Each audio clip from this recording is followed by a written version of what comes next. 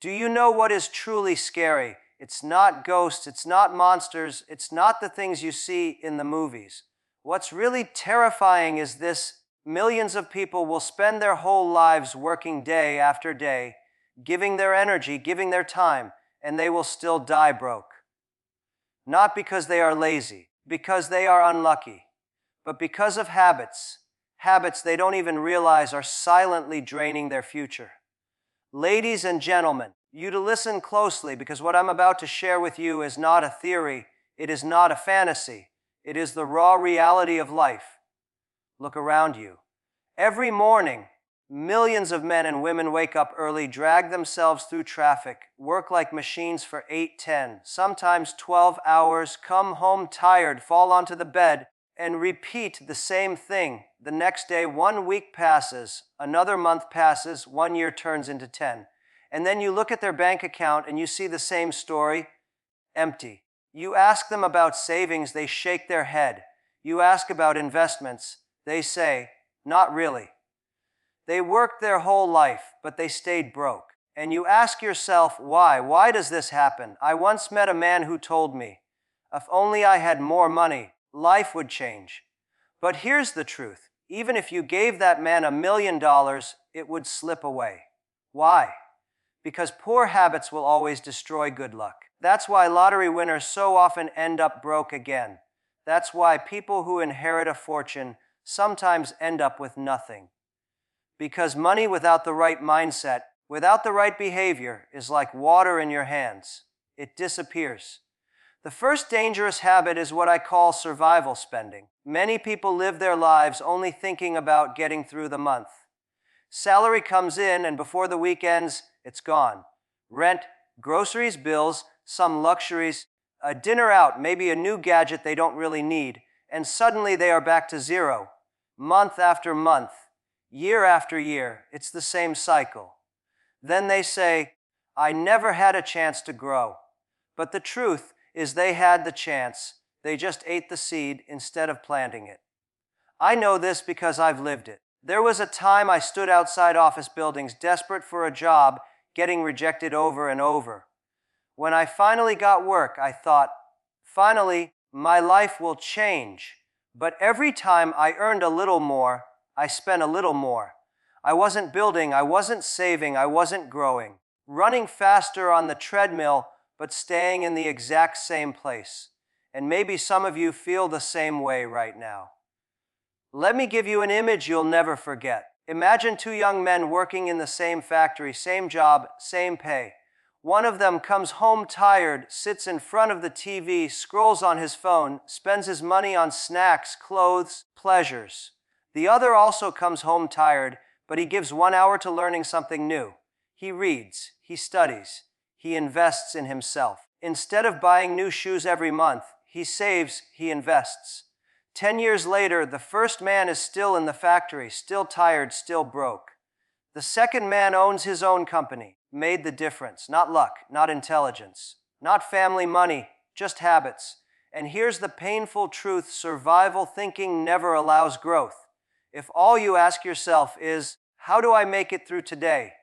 You will never ask yourself, how do I build for tomorrow?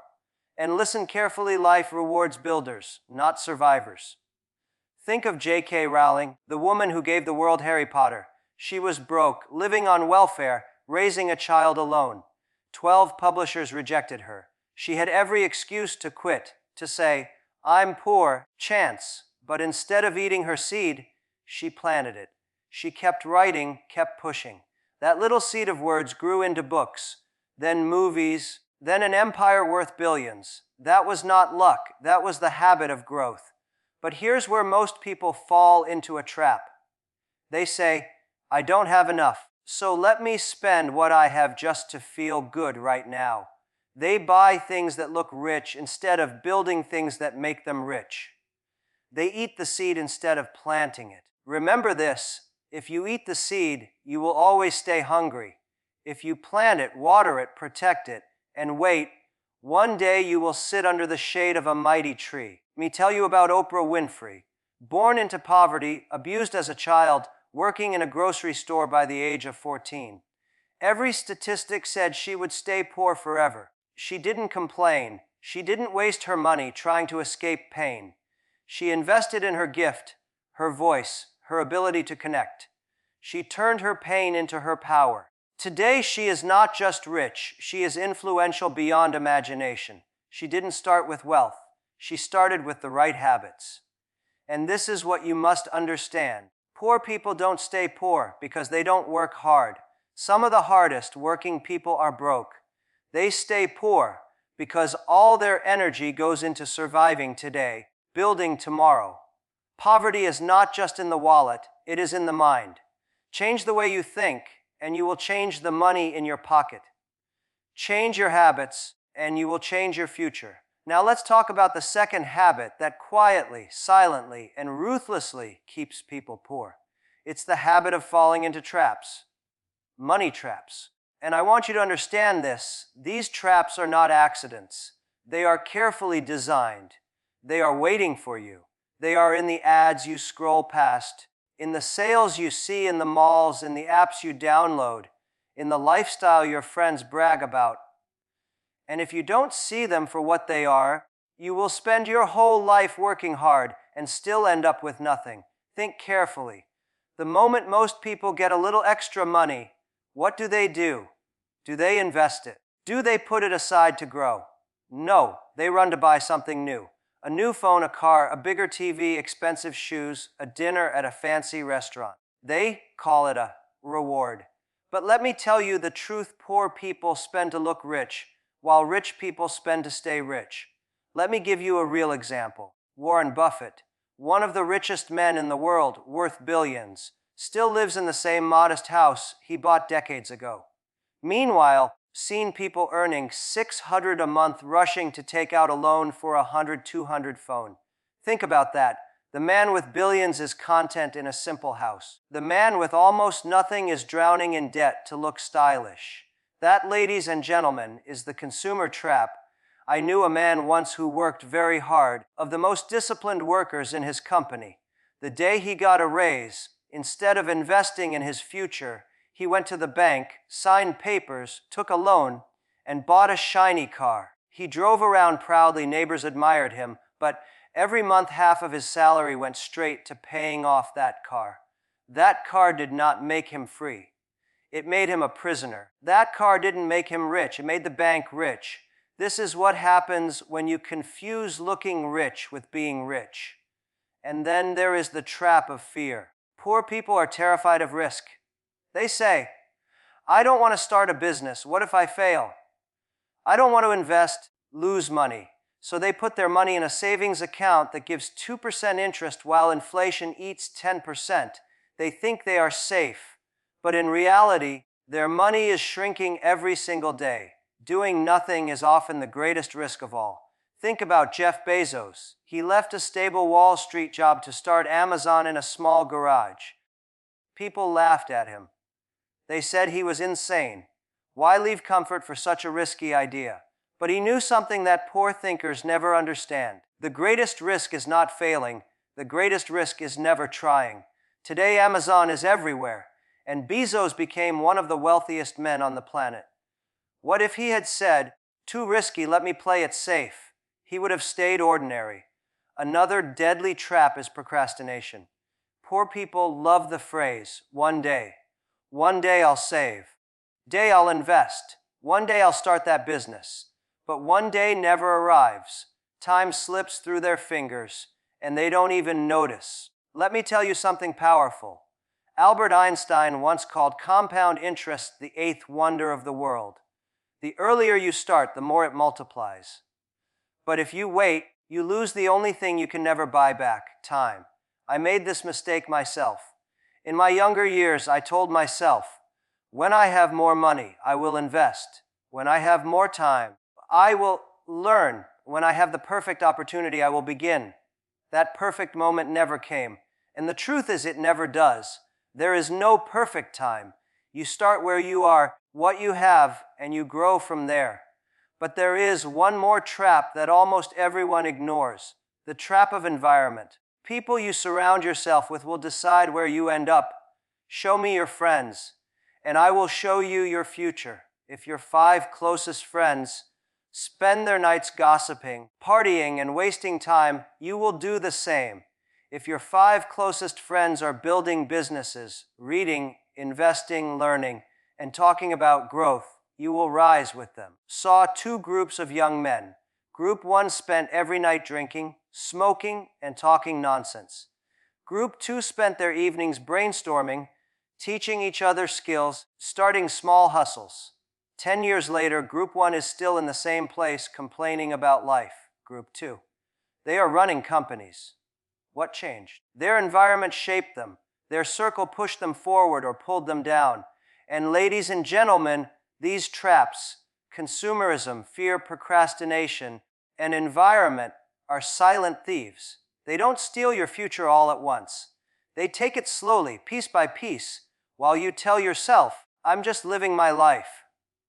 They rob you of the future you could have had. And unless you wake up and break out of them, money will always control you instead of you controlling money. Let me ask you this.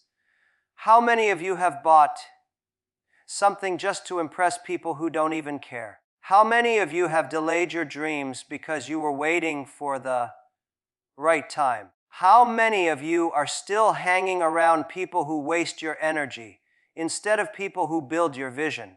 If your answer is yes, then you already know you are caught in a trap. The good news is this traps only work if you don't see them. Once you recognize them, you can step around them. Once you understand them, you can break free. And when you break free, you will realize money is not the enemy, habits are. And now, ladies and gentlemen, let me take you to the 3rd habit. The one I believe is the most dangerous of them all. The habit of blaming. The habit of complaining. The habit of pointing fingers at everyone else, but never looking in the mirror. Poor people blame. They blame the government. They blame their boss. They blame the economy. They blame their parents. They blame their spouse. They blame their neighbors. They blame the weather. They blame the entire world. But they never, ever blame themselves. And here's the problem: the moment you blame, you hand away your power.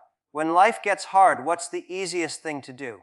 It's to point a finger. It feels good, right? If only my boss paid me more, I'd be rich. If only the government cared, I'd succeed. If only my parents gave me a better start, I'd be ahead. It feels comforting, but let me tell you, it never brings progress. Blaming is like a rocking chair. It gives you something to do, but it gets you nowhere. Met a young man who said to me, I can't succeed because my father didn't leave me anything. And I looked him in the eye and told him, that's exactly why you must succeed, so your children never say the same thing about you. Every generation has 2 choices: to pass down excuses or to pass down opportunities. One will you pass down? Poor families pass down excuses. Wealthy families pass down opportunities. And here's another side of blaming. It turns into complaining. Poor people complain every single day. They complain about their job, but they never upgrade their skills. They complain about their salary, but they never start a side hustle. They complain about the government, but they never take responsibility for their own growth. Complaining is addictive. Complaining tricks you into feeling like you're doing something, but in reality you are doing nothing. Let me ask you this. Have you ever seen someone complain their way into success?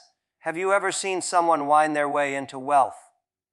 Never, because complaining creates nothing. Only action creates results. Let me tell you a story of 2 shopkeepers. Both had the exact same problem. Their street had very little traffic, very few customers. Shopkeeper 1 complained every single day. The government doesn't support small businesses. The city doesn't care. The customers never come. He sat in his empty shop, waiting for change. Shopkeeper 2 looked at the same street and said, if customers don't come to me, I'll go to them. He started delivering goods to nearby homes. He told his friends, if you buy from me, I'll bring it straight to your door. Slowly, people began to trust him. His business grew. Years later, shopkeeper 1 is still in the same tiny shop, still complaining. Shopper 2. He owns a supermarket chain, same street, same problem, different mindset. And that's exactly what blaming and complaining do. They lock chains around your legs. You think the world tied you down, but the truth is you tied yourself down with excuses. And as long as you hold on to those excuses, you will never break free. I want you to hear this clearly. Your future is not decided by your boss. It is not decided by your government. It is not decided by your parents. Your future is decided by you, by the choices you make today. When you blame, you delay. When you take responsibility, you take control. The day you stop saying, it's not my fault, and start saying it's my responsibility, that is the day you begin your journey toward wealth, freedom, and success. That is the day you step into your power. I once heard a wise man say, excuses will always be there for you. Opportunities will not. Every time you choose to complain, every time you choose to blame, you are closing the door on opportunity. But every time you choose responsibility, you open that door wide. Ladies and gentlemen, success is never about having the perfect conditions. Success is about creating progress in imperfect conditions. If you keep waiting for your boss to change, if you keep waiting for the government to change, if you keep waiting for your family to change, you'll wait your whole life. Nothing changes until you change. Let me ask you directly, how long will you keep complaining? How long will you keep saying, one day? How many years will you let slip by while you point fingers? 10 years from now, do you want to be the person still blaming, still complaining, still waiting? Or do you want to be the one who took control and built something incredible? Because here's the truth, you cannot control everything, but you can always control your response. You cannot control where you start, but you can control where you finish. You cannot control what life gives you, but you can control what you do with it. That single shift from blame to responsibility is the difference between poverty and prosperity, between being stuck and being free. Ladies and gentlemen, let me leave you with a truth you must never forget. Poverty is not only about money. Poverty is about mindset. You can give two people the same amount of money, the same opportunity, even the same education, and 10 years later one will be wealthy while the other is broke. Why? Because one changed his habits, and the other repeated the same destructive patterns. Body is born destined to remain poor forever. Yes, you may be born with nothing, you may be born in hardship, but if you die with nothing, it is because you chose the wrong habits. And I know that sounds harsh, but reality is harsh. Life does not reward excuses. Life rewards courage, discipline, and action. So let me ask you, how long will you wait? How long will you keep saying, tomorrow? How long will you keep blaming, keep spending, keep procrastinating? How many more years will you let slip through your fingers before you realize that time is your most valuable currency? 10 years from now, you will regret two things: the chances you didn't take and the habits you didn't change. And here's the thing, time is sneaky. The chains of habit are too light to notice until they become too heavy to break. When you are young, wasting an hour seems harmless. Spending a little extra feels normal. Complaining feels natural. But year after year, these little habits pile up, and then one day you wake up at 40, 50, or 60 and realize it's too late to start over. Here's the good news. Today, right now, you still have a choice. You still have the power to break the chain. You still have the chance to rewrite your story. Poverty is not your destiny. It is just a temporary situation if you choose to fight it. Think about this. Every wealthy person you admire today was once unknown. Every successful person you look up to was once doubted. Every great story of success you've ever heard started the same way, with a decision. The decision to change habits. Let me give you some examples. Steve Jobs was a college dropout. By every standard, he should have been just another young man struggling to get by. He refused to let his circumstances define him. He worked from his garage, chasing his vision, building something brick by brick. Today, Apple is one of the most valuable companies on the planet. What made the difference? Habits. Another one, Colonel Sanders. At the age of 65, people are ready to retire. He was broke, living off a tiny pension. But he refused to give up. He had one recipe, one idea. He went door to door, rejected over